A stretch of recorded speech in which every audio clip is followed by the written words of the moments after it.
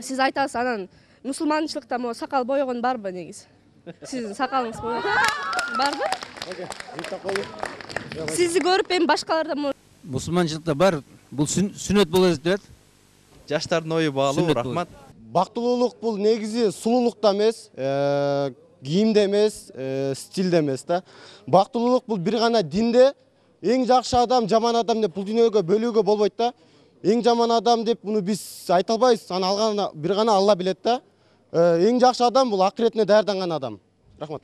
Бир нерсени айтып коеюн, кыздар бизди деген кийингенибизди же балдар кийингенибизди айтып, мындай жаман көрүп аткан жерибиз жок да, баарыбыз силерге күйгөнүбүз үчүн айтабыз да. Ата эне баласына жамандык каалабайт. Урушса дагы жамандык каала урушпайт да, жакшы болсун деп, жаман сыфатын айтат, ушул нерсенин жок болсун депчи. Биз силерди айтып атканыбыз деле, мисалы кийингениңер жаман көрүнүп аткан жок. Просто силердин келечегиңерди ойлоп, силер үчүн күйгөнүбүз үчүн айтып атабыз да. Конечно, бизден кетсе кечирип койгула.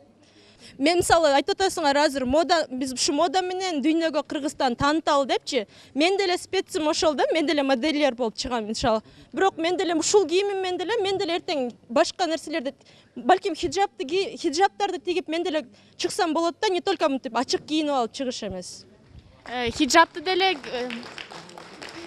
менен ар бир адамдын эмеси бар, фантазиясы бар, ар бир ою бар. Может, сен хиджап менен чыгасың, а биз башка кийимдер менен чыгабыз. Силерге эч каршылык жок. Биз просто силерге күйгөнүбүз үчүн айтып атабыз да. Айтып кетип атпайбы, мисалы ачык кийим, мисалы азыр на бедрах шымдарды мисалы кимдер чыгарган? Кытайлар, урук тукуму аялдар, алар көп болуп кеткендер, аялдардын төрөтүн азайтыш үчүн, төрөтүн токтотуш үчүн ошондой кыска ачык кийимдер чыгарышканда, бул биринчиден. Биз жок, силер бул ачык чындык, ачуу чындыкта, ачуу чындык болгон үчүн чычалып атасыңар да. Бул нерсе кыска кийингендик менен аялдын ден соолугуна зыян келген үчүн биз силерге күйгөнүбүз үчүн айтып атабыз да. Рахмат. Ушундай экен, урматтуу достор, убакыт деген ушундай бизди күтпөйт экен. Жыйынтыкта айтмак үчүн балдарга окугула. Мугалимдердин эжекелерин депутаттар айтмакмын, көтөргөндө Кыргызстан өнүгөт, башка мамлекеттерден күчтүү болобуз. Рахмат. Урматтуу агай, мынакей биздин убактыбыз бүтүп калды, ошондуктан бүгүнкү темабыз жаштар жана келечек. Ушул жаштарга акыркы сөзүңүз кандай, жыйынтыкта кандай насихатыңыз бар? Мен жана кыздарга айтам, бүгүн азыр силер кыска кийип жүргөн кыздар эртең ыйлайсыңар. Эртең чоң проблемалар күтөт силерди. Ошо жанагы денеңерге суук тийип, анан төрөй албай ыйлайсыңар. Биз жана мына берден бир кыз айтты, аталык осуятыбыз, насыятыбыз. Себеби дегенде айыгыш кыйын анан. Жаш кезиңерде суук тийгизсеңер денеңерге, кийин айыгыш өтө кыйын бул. Оңой иш эмес. Мына көп билебиз ушундайларды. Кийин төрөй албай, үй бүлө кура албай калат. Ошон үчүн айтып атабыз, узун кийгиле. Анан мына ягуарды сүйгөн жигиттерге, кыздарды алдаган жигиттерге насыят, биздин насыхатыбыз, эртең өзүңөр ошондой кыздар үйлөнүп каласыңар. Өзүңөр эртең баласы калып каласыңар, уругу жок калып каласыңар. Анан ошон үчүн жакшылап окугула, илимди жакшылап алгыла демек, жакшы жүргүлө. Урматтуу телекөрүүчүлөр, урматтуу замандаштар жана радио угуучулар, бизге бөлүнгөн убакыт аягына келип жетти. Бүгүн сиздерге ушул Исхак Разаков атына Кыргыз мамлекеттик техникалык университетинин жаштары жаштардын келечеги жөнүндө сүйлөп беришти. Ар бир жаштын ою баалуу. Демек, жаштардын оюнан дагы биздин чоңдор, жогорку муундагылар сабак алды деген ойдобуз. Бүгүнкү жаштар эртеңки келечек. Тизгиндеп карма жоргоңду, суруп чык сөздү ойдогу. Кубаныч болор сен үчүн келечек талкуу болгону. Жүрөгүң соксуң элим деп, жүрөгүң соксуң жерим деп. Жашоосу журттун оңолор, жалынса күндө Кудай деп. Урматтуу жаштар, мынакей биздин азыркы жаштарыбыз айтты, бир топ сунуштарын, пикирлерин айтышты. Ушул сөздөр иш жүзүндө Кудай буйрса ашат деген ойдо. Жаштар сүйлөсүн теле долбоору кийинки ишембиге чейин коштошот. Саламатта калыңыздар.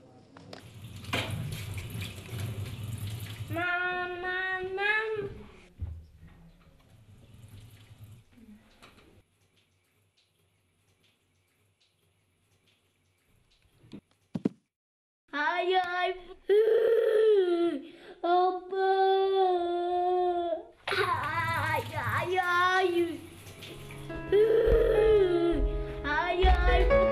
Ne oldu sana? Жаным менин. Жылып кеттиң да. Эмнетиң кетпейин, кызым кетип калайын балам. Уяган. Бутуң ооруган жокпу? Жаным менин. Кеч койноп чарчадым балам. Бутуң ооруган жокпу? Бутуң оорубаса болду балам.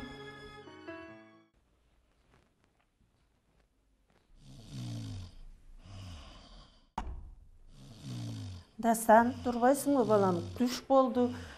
Айланайын, тур. Түш болду. Түндө каякта жүрдүң, сарсана болуп, мен уктаган жокмун таң атканча.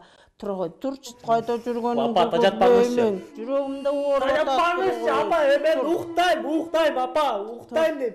Бар чынары.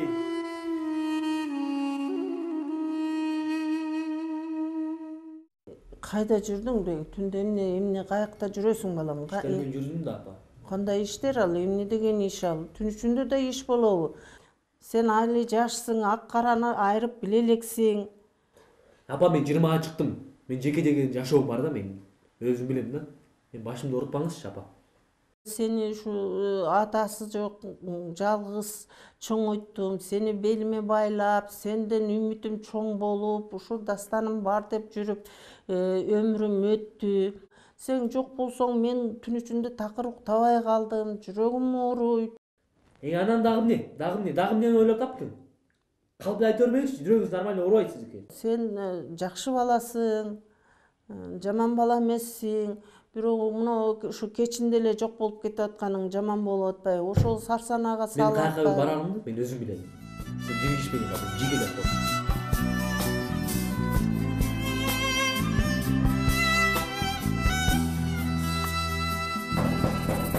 Дастан барбы? Дастан жок эле балам, кире бер, келе бер, кире бер. Апа кандайсыз? Жакшысызбы? Жакшы айнанайын. Өзүң кандай жүрөсүң? Жакшы, Кудайга шүгүр. Ден соолуктарыңыз, иштериңиз оорубай эле күлүү жакшы жүрөсүзбү? Акырындап айнанайын, акырындап. Дастан көрүнбөйт да.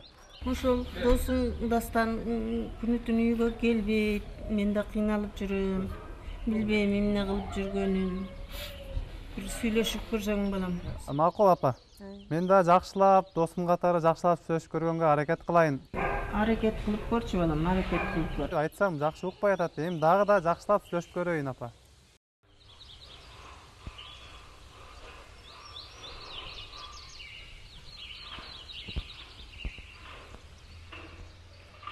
Дастан досум, токто. Ассаламу алейкум. Алейкум ассалам. Нормально өзү. Көрүнбөйсүң досум. Кайдактарга жүрөсүң? Жүрөс акырындап. Кече келгем досум. Анан келсем үйдө жок экенсиң. Карыган энени жалгыз таштап коюп жүрүпсүң. Жолугуп арыз арманын айтып, балам үйгө турбайт, күнү-түнү көчөдө дейт. Каяктарда эмне кылып жүрөт? Карыган кемпирди ал. Угу бересиң ба? Дөдүрөй берет да. Баары бир ал деген биздин энебиз да. Биз деген мусулманбыз. Исламда эненин ыраазысын алышыбыз керек. Жүрбөйсүң, мен мечитке кетип жаттым эле. Барып, намаз окуп, ыймандашып келейли досум. Айтасың. Мечитте эмне бар? Досум.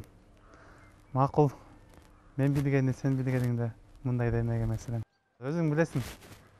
Давай. Ыктыярың өз колуңда. Макул. Сен жолгос, Dalinda, mi alma te llama, viene en mi cama, quiero amarte, dulce niña, dame tus besos, mírame a los ojos, júrame tu amor. Dalinda, mi alma te llama, viene en mi cama, quiero amarte, dulce niña, dame tus besos, mírame a los ojos, júrame tu amor.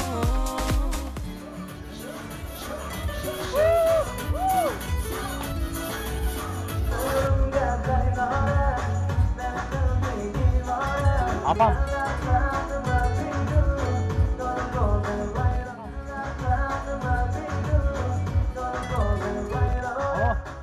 Балам, каякта жүрөсүң?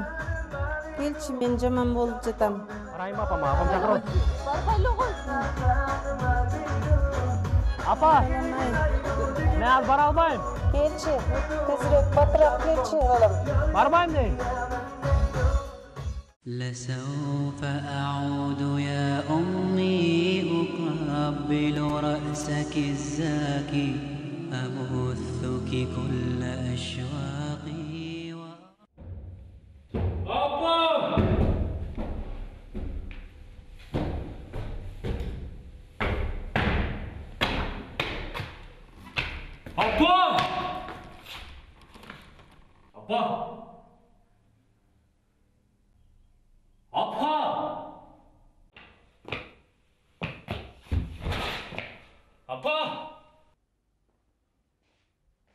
Dostan.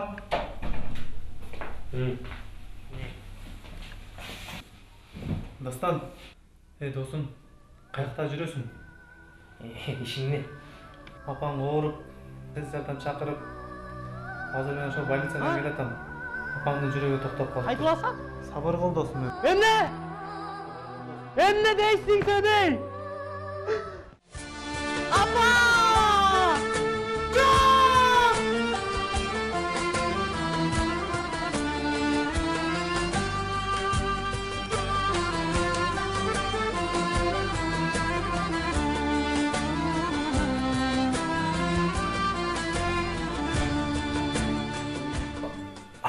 Apa, жок, жок апа, таштаңыз мени апа.